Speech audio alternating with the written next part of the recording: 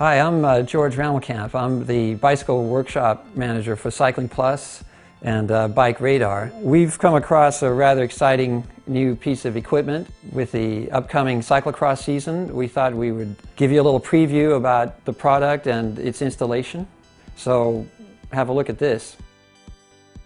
What we have here is the new Parabox by TRP. It's a cable to hydraulic brake conversion kit, which includes master cylinder unit and a couple of hydraulic calipers. You get the discs as well and the mounting hardware. It's a rather interesting unit, and they're the first ones out of the blocks pretty much. So the first thing we're going to do is clear the decks and get the parts off the bike so we can start with a clean slate. That'll involve removing the brakes, the wheels. Now that the brakes have been opened and the wheels removed, we're going to release the cables and take the brake calipers off. Now ideally, the brake will simply remove from the post, but sometimes that post and the screw, the bolt that holds it in place, get seized up and the whole thing comes out.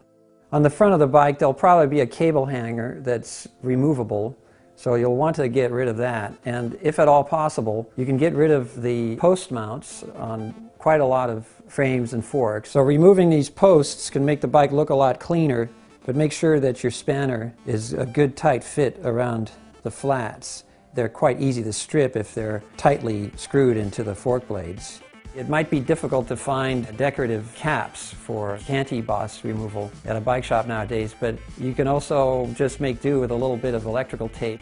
So you'll want to repeat the same process for the rear brake as well. Now we're going to offer up the master cylinder and see what the clearances are, and go ahead and remove the stem and just try to get this thing on there.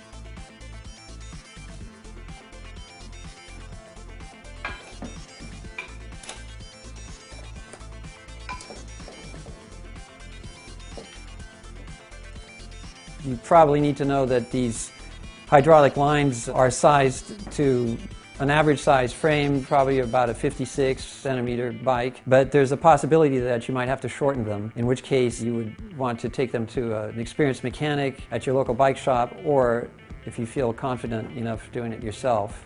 The next step is going to be the installation of the rotor or disc. Now these come with some thread lock that keeps them from loosening up. But in severe climates like the UK, a little bit of grease on a thread will help prevent these bolts from getting seized up. Now whatever you do, don't get this grease on your rotor. When installing your rotors, always pay attention to the orientation. There's usually a small arrow to indicate in which direction they should go. Once you're done installing the bolts, you should probably put a little more torque into them with a regular L-shaped Torx wrench. Repeat the same process for the rear disc. Now that we've installed the discs, we're going to put the wheels back on the bike. Check that the rotor clearance is adequate and that it's not hitting the fork blade, and offer up the calipers. Keep it a little bit loose so you can make adjustments. I'm now eyeballing the brake pads over the rotor so that it's centered correctly, and now just lightly nip up the bolts to hold it in place. So now route your cable accordingly through the frame and do the same for the rear caliper.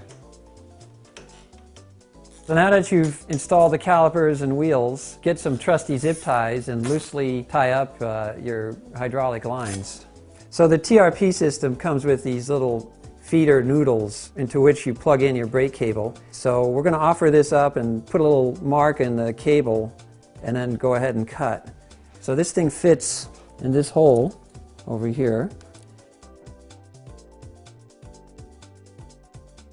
Here's the brake outer, and we'll cut a little bit long. Just going to put a little mark so I can see where I'm at. I think I've pulled the cable out far enough I can make a cut now. Then you can just grab a metal file and put a few strokes across, flatten out the end of the outer. In this case, the noodle barrel adjuster requires a ferrule. So now that you've got your front cable outer cut to the correct size, you can move on to taking care of the rear brake. Now to thread the cables through, it's probably going to be easier if we pull the noodles away. Let's feed the brake cable back in there. So if you're satisfied that your cable is nicely cut, you can go ahead and reinstall the ferrule and then thread it into the noodle. Now it sometimes helps to give it a little spin in the direction of the cable winding. That'll help feed it through the curve.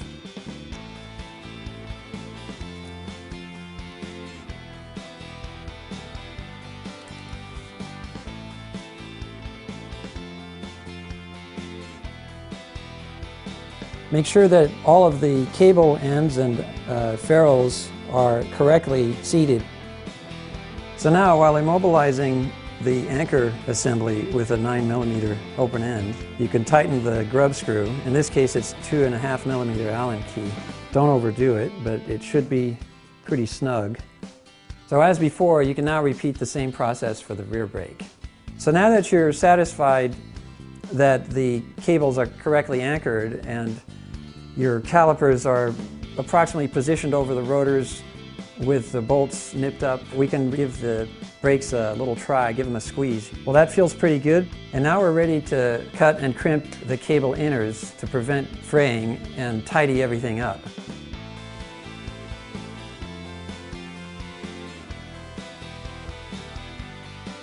Go ahead and take it for a small test spin so you can make minor adjustments.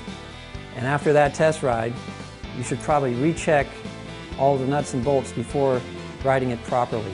So look out for a review on Bike Radar where we put the Parabox conversion through its paces.